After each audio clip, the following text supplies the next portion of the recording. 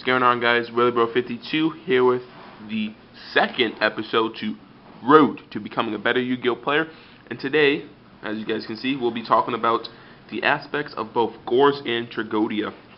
Now, these are both considered hand traps. They've been reprinted multiple times because they're very useful to players. But I'm going to analyze the difference between this guy and this guy. Let's start with Gorz.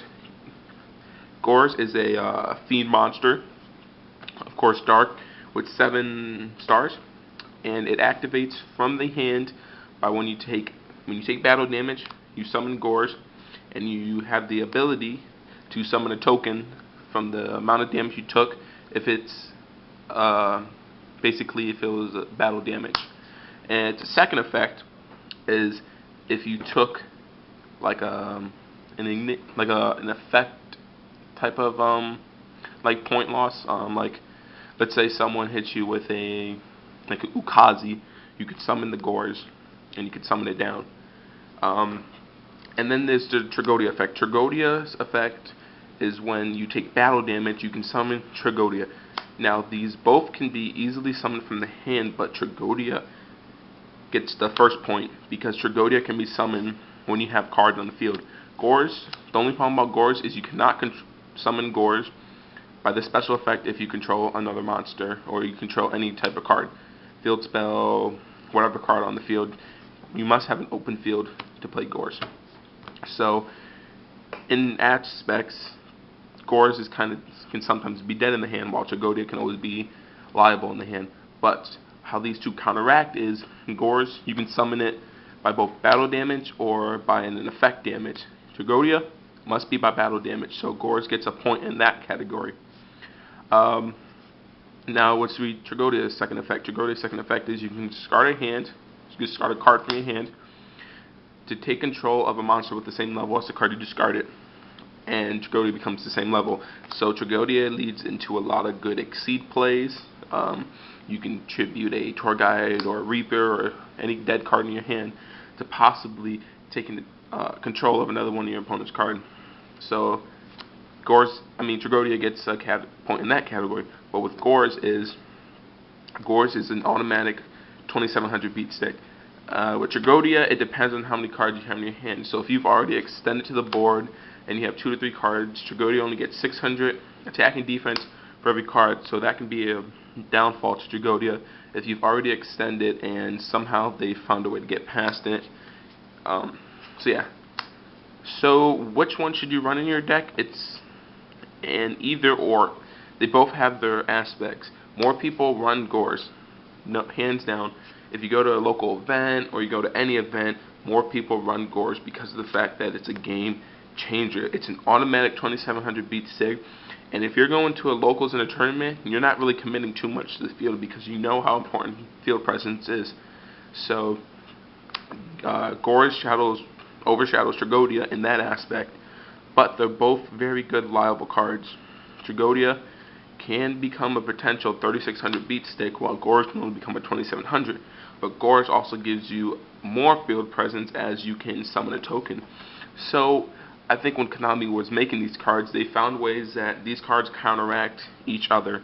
These cards both have their flaws and they both have their one-ups on each other.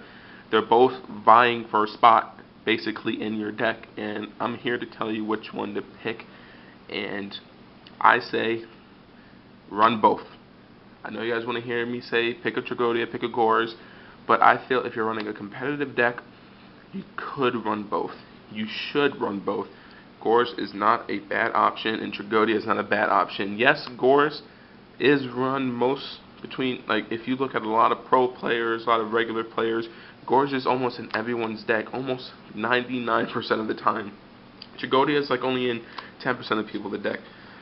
But they're both very good cards. They both have their outs and they both have their aspects. They can both be torrential, they can both be bottomless, they can both have their summons negated, and they both can be effect veiler and they won't get their effect and they'll basically become normal monsters.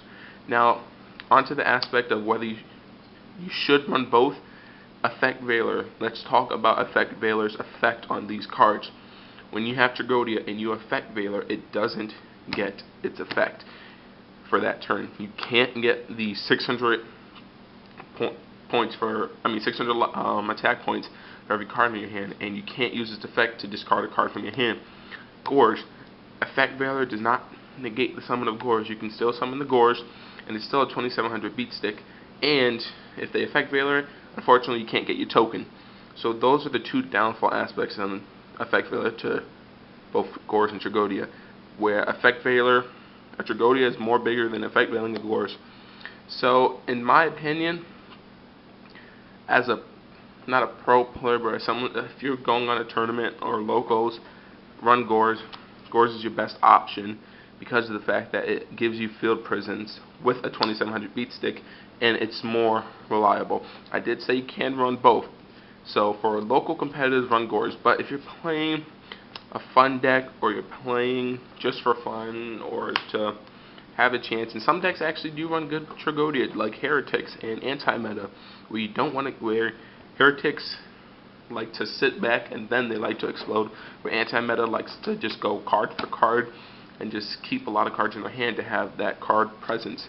So for a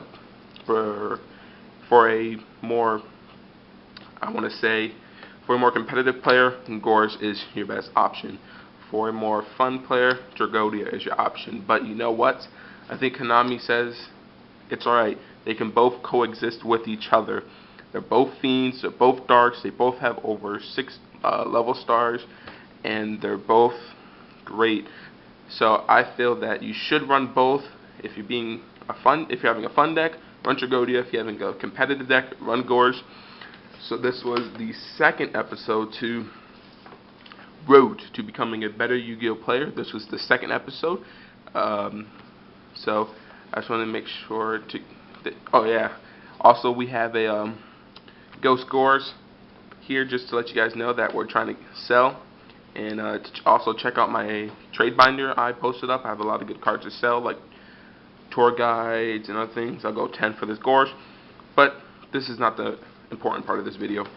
It's about these guys working together, coexisting. So this was the second episode in Road to Becoming a Better Yu-Gi-Oh player. Gorz versus Tragodeia. Who won? Put it in the comment section below. Who do you think has the better hand, Tragodeia or Gorz? Which one should you run in the deck? This is Gorz52. Make sure to please like, comment, and subscribe, because we always love to have your feedback. This is Gorz52 signing out.